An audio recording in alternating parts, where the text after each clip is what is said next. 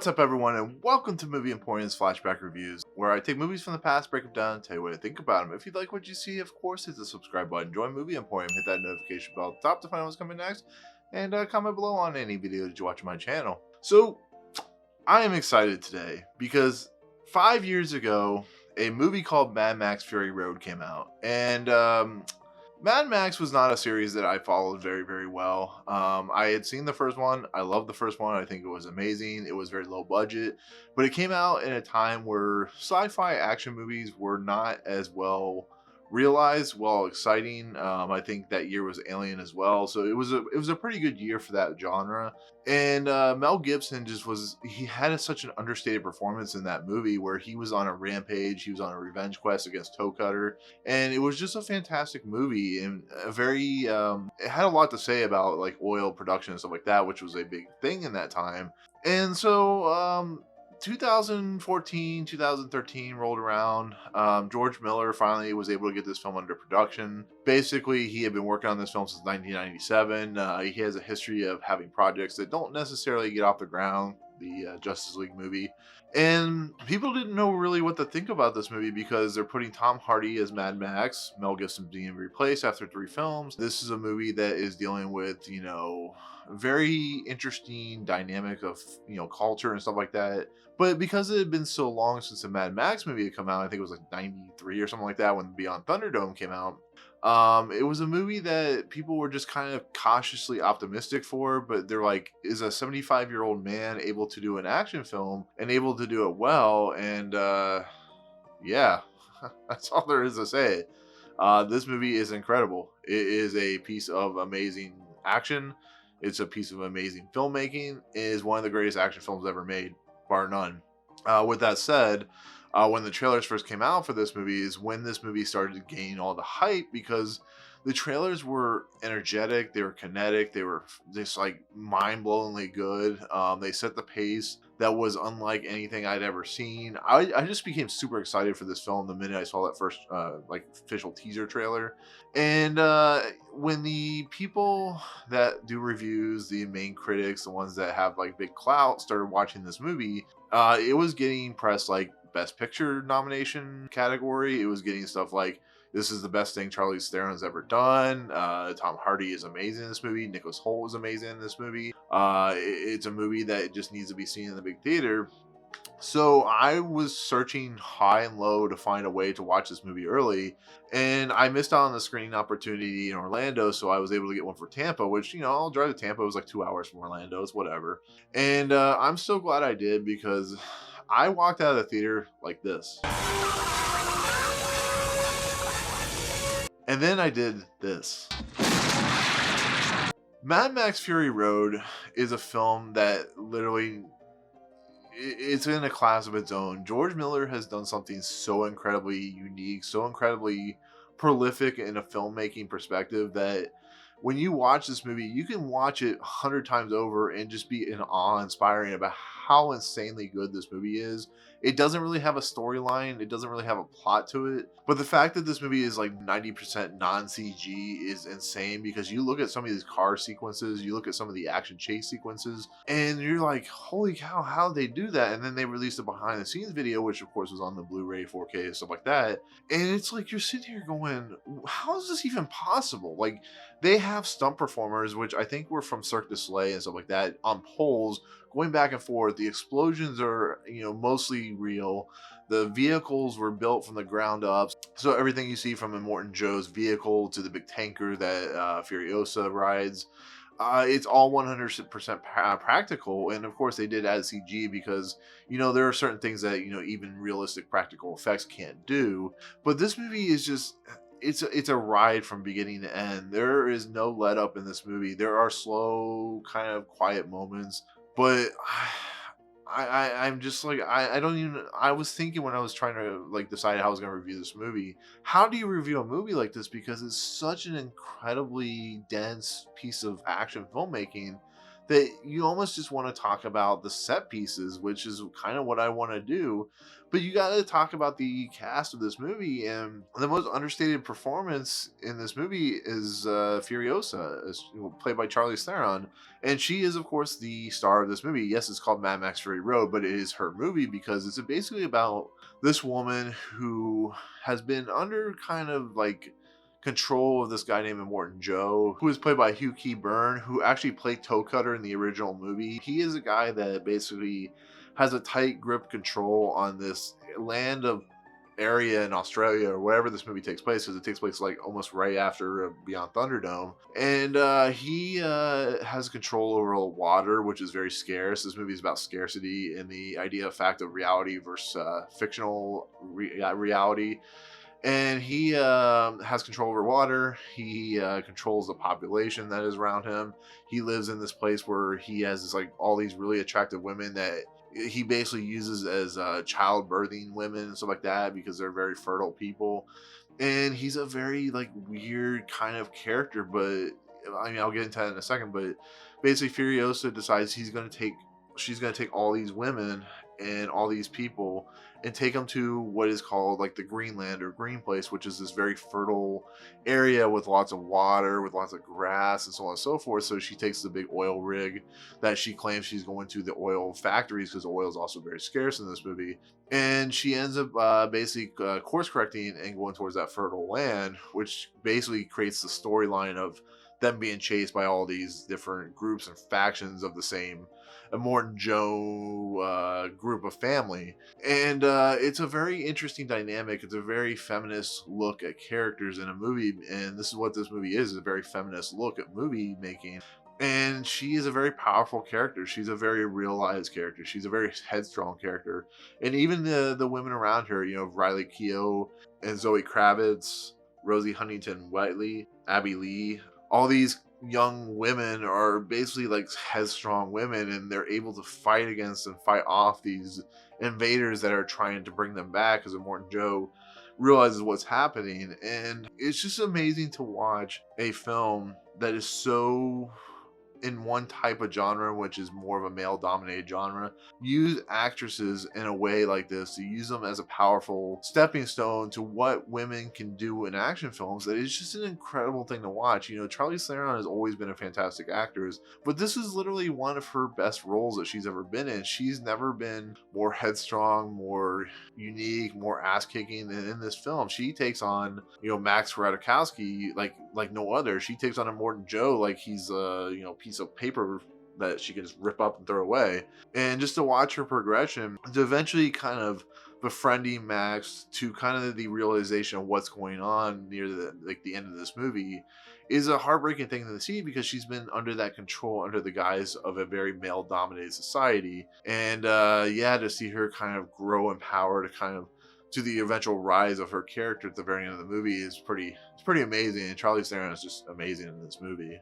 And Hugh Keays-Byrne, who plays Immortan Joe, like I said, he played Toe Cutter in the original, is also pretty incredible in this movie. He is creepy looking. This whole movie has a very weird aesthetic to it, but that is George Miller in a nutshell. If you watch any of his Mad Max movies, they've always had this weird kind of punk rock looking aesthetic. You can see it in the cars, you can see it in the way these people dress in this movie. You can just see the punk rock look to it, and that's what makes the movie so unique and so kind of different than any action movie you can see. But Immortan Joe is, like I said, he's the guy that controls everything, and it's just an amazing thing to watch when he has everything taken away from him, how much he is willing to do to get these things back. And the world that he is controlling, the world that he lives in, how his, you know, sons and brothers, how they like look up to him, it's almost like a very cultish like society. I'm just so awe-inspired by what, you know, he is doing in this movie, because he is just scary. He's a character you don't want to double cross.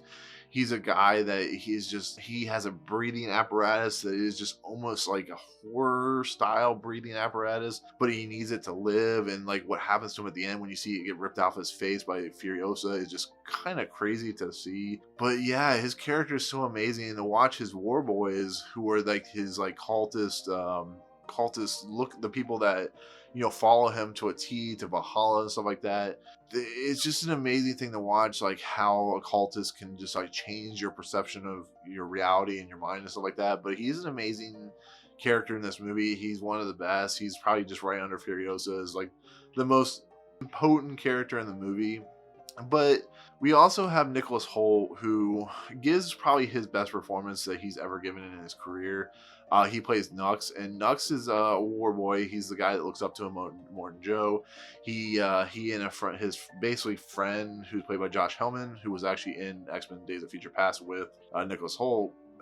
He is a guy that is very brainwashed, as most of these war boys are, and so he uses Max as a blood bag because they have a blood disease that they lose a lot of blood and stuff like that. They're very pale, and it's very kind of a cool aesthetic to what occultists can be kind of looking like. But his arc is probably the most like well-rounded arc, because he starts out as a cultist. He realizes that the cultist that he is with, because of he's finally getting around like Furiosa and the young girls and Max, is maybe the wrong step that he's taken, and he kind of does a 180 and becomes kind of a friend and so on and so forth, a companion. And I think Nicholas Hoult is just doing some amazing work here. The fact that he's like so conflicted by what he's presented in his life, that it's just an amazing thing to see when he does this transformation and when he eventually sacrifices himself at the very end of this movie. And it just makes me love Nicholas Hoult even more than I already did. I mean, he's been an amazing actor for years. I think he was in About a Boy, which he was incredible in. But he gives an amazing like unstated performance that doesn't really get a lot of love. It could almost be Oscar worthy in a lot of ways if this movie wasn't just insane for its action reasoning and light on plot and stuff like that. And then we get to kind of the final last major character in this movie, and it's of course Tom Hardy playing Max Radikowski, and he is probably the least most important character in this movie. I mean, it's a fact, because it is a Furiosa movie more than it's a Mad Max movie. But they need to sell tickets, so they had to put Mad Max on the cover, which is what they said. And Tom Hardy has a lot of big shoes to fill in this movie, because Mel Gibson is iconic as Mad Max. It's one of his greatest performances he's ever done, and I think Tom Hardy, for the most part, does a fantastic job. He is there as that supporting guy, like Nux. He's been used a lot through this movie. He's used as a blood bag, basically. They attach blood to, because he's a neutral donor. He gets tied to a car, which is insane. He has this like big mask, like chain mask and all that good stuff. He gets his interceptor taken away and basically torn into pieces and used as a kind of makeshift war vehicle. He has a lot of stuff happen to him in this movie. I mean, at the very beginning of this movie, he's being chased by all the Morton Joe war boys and stuff like that. But to see his transformation, to see kind of his humanity as this movie rolls along, is pretty impressive, because he gets to a point where he's going to go off on his own, and the women that have been waiting for Furiosa to come back are going to go off into this unknown, and he knows what the world's like. He's like, you have to go back to where you came from, because that's the only possible way to live from now on. And you see him eventually, save Furiosa. You see him eventually, like Nux, help out this group of people that are legit, like, good people who have, been mistreated by the most tyrant of human beings. And I do love what he is doing in here. He barely talks, like Mad Max barely talks in any of these movies. But Tom Hardy, for a role that was probably difficult for him to kind of take on because of how iconic the character is, he does a pretty impressive job with it. I just don't think it's the most important role in the movie, which most people don't. When they review this movie, they talk about how he's probably the most underused character in this movie, but he has his moments, especially when they're being chased by one of Morton Joe's, I think, brothers or something like that, when they have like the really gorgeous blue darkness, and he's able to shoot the guy to death and stuff like that, and just how he helps out the crew. It's a really good performance, but it's not his best. It's not something like The Revenant or something like that, which is one of his best roles. But yeah, him and Mad Max Fury Road, definitely a good performance, just not the best of the movie. But with that said, we have to talk about the action in this movie. I know I've said a little bit about it already, but this movie, from the get-go, from the moment you see Max, this movie just doesn't let up. It really doesn't. We have sequences in this movie where once Furiosa goes off course of where she's supposed to be going, once Immortan Joe and his group chase after him, there's just so much insanity. Like the car chase sequences in this movie, the fact that everything is just practical, just the fact that you're watching like people actually doing these things, people jumping off cars onto other cars with big boomsticks. We have, people like in these vehicles and they're like shooting at stuff, and I don't know how and why. I like George Miller. I don't know how he constructed this movie. I know he has production designers. I know he has $185 million production budget. But you're just sitting here and you're watching. The first action sequence is like a 25 to almost 30-minute action sequence that goes from Immortan Joe chasing after Furiosa, and of course Mad Max is on the car. It ends up in like a hailstorm or a tornado sandstorm, which is pretty insane. I mean, it's really, really impressive. You get to a point where they are being chased at night, and all like the area that they're being chased at is really cool to look at because, like I said, it's very dark and blue. The colors in this movie go from like really saturated to really unsaturated, which is really fascinating to watch. Furiosa has made a deal with these bikers that are similar to like a very old school 70s biker gang.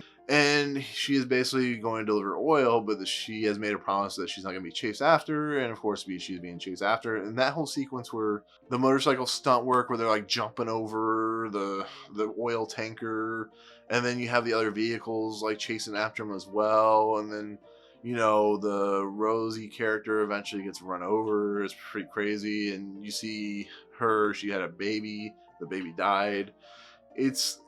It really starts this movie out strong, and it kind of leads into the middle sequence, which is where they end up finding out that this fertile green place is not really there anymore because it was kind of dried up because this world, this society is no longer livable, I guess you could say. But like I said, that's where Furiosa really stands out, is in those sequences when she like drops to the ground on the sand and she screams up in the air and stuff like that. But when they finally decide to go back to the original location, because this is like go there and come back type of movie, the action sequences once again ramp up. You get once again more and more chase sequences, and more just like crazy stunt work. The stunt work in this movie is bar none, second to none. It's so incredible to watch. I want to sit down and talk to some performers who worked on this movie, just get a kind of nuts and bolts style of what were they thinking when they saw this movie, because they know, a lot of action movies use heavily digital visual effects and stuff like that, but did they go, what did we get ourselves into when we watched this movie, or when they saw the script for this movie, which is probably like 3 pages long? Like, how do you handle something like that? And it's just like, like, you got to give them credit. There should have been a special visual or a special stunt Oscar just for this movie, because that's how incredible it is. But then on top of that, you have probably the most amazing thing ever to be seen in a movie, where we have this guitarist who's sitting on top of like this big speaker system that's on top of a vehicle. On the back of it, there's a bunch of drummers. It's like the most like audacious thing you'll ever watch. But the guitarist is literally playing for real. The fire that comes out of the guitar is legit real pyrotechnics. And I'm like, holy crap. I thought maybe that was like a visual effects because there are visual effects in this movie, but no, that is a legit real thing that they were doing. And that is I don't know what else to say. Like, that's insane. But yeah, like the visual effects, I mean, just watching people do these things in this movie and watching the fact that it's practical, it kind of gives you goosebumps, and it kind of like makes you like love film. This is why you go to the theater. This is why you watch movies. This is why you watch action movies, because this is what you want. You don't want to sit around and go, that was a very typical, very stilted action movie, because there's 90% of them are very boring, very just not good. And this movie just rises above the cream of the crop, and is why it's considered one of the greatest action films of all time. And I said it in my, top 10 of the decade. This is the best movie of the decade because of what it was doing, what it was trying to do. the production design, the editing, the visuals, the direction, the acting, the writing, everything about this movie just works and works well. And it's just it's going to be one of my favorite, at least in the top 20, one of my favorite movies of all time, just for that reason. And another thing that doesn't get a lot of love that should is Junkie XL's score in this movie. It is pulse pounding. I don't know why it didn't get an Oscar nomination. A lot of times they're very weird about who they give Oscar nominations for scores. And Junkie XL is one of those people that has come kind of out of, I don't know if he's come out of nowhere, but he's kind of come out like the Atticus Ross and Trent Reznor in the movie space, where he is just created his own rhythm, and this movie has its own rhythm and gives you its heart-pounding pace. And I've always said a score can make and break a movie, because if you have a very strange, crazy score, then it could ruin the movie. But this is a very strange and crazy score that just completely works. It's very heart-pounding, pulse-pounding, and just gorgeous to listen to. And it's one of my favorite scores to listen to, so there's that. But once again, George Miller, for a guy that is, almost 80 years old, 75 at this point, this is probably one of his best works that he's ever created. This is a career-defining directorial performance. The fact that it was almost 20 years before this movie even got made, the fact that he had so much trouble making this movie that he went on to make like Happy Feet and Babe Pig in the City and stuff like that, it's understated how incredible he is as a director. Like Lord of the Rings, this is his movie that he will be mostly known for. Like I said, he's done a lot of amazing films. Babe is actually a pretty decent film. The Mad Max films are a pretty decent film. He is a wonderkin of a director, and this movie is it's a pretty incredible piece of work, and I like talking about it. It makes me excited every time I talk about it. I was watching it just a few minutes ago, so I could kind of, get myself reacclimated with this film. And I didn't do anything for 2 hours because I was just so enthralled by watching this. So, but yeah, this movie did get 10 Oscar nominations, and it won 6 awards and stuff like that for like visuals and editing, which it definitely deserved. But yeah, that's it. That's my take on Mad Max Fury Road. If you have not seen this movie, I highly recommend it. It might turn off some people because of the aesthetic and kind of the costumes and stuff like that. But if you want a pure adrenaline action film that does so much so right, then watch this movie. So anyways, most of you people have watched this movie. Please comment below. Tell me what your favorite part about this movie is. Like I said, the guitarist is probably my favorite. But anyways, thank you so much for watching. Hit the subscribe button to join Movie Emporium. Hit that notification bell at the top to find out what's coming next. And comment below on any video that you watch on my channel. There you go, guys. Thank you so much for watching. Peace out. What's up, guys? Thank you so much for checking out Movie Emporium. I really appreciate it. If you want to, go ahead and hit the subscribe button. Hit the notification button and the bell at the top. Find out what's coming next for Movie Emporium. Also, check out these 2 videos. They're amazing. I think they're awesome. I think you'll enjoy them too. But otherwise, thank you so much for watching, guys. We'll see you next time.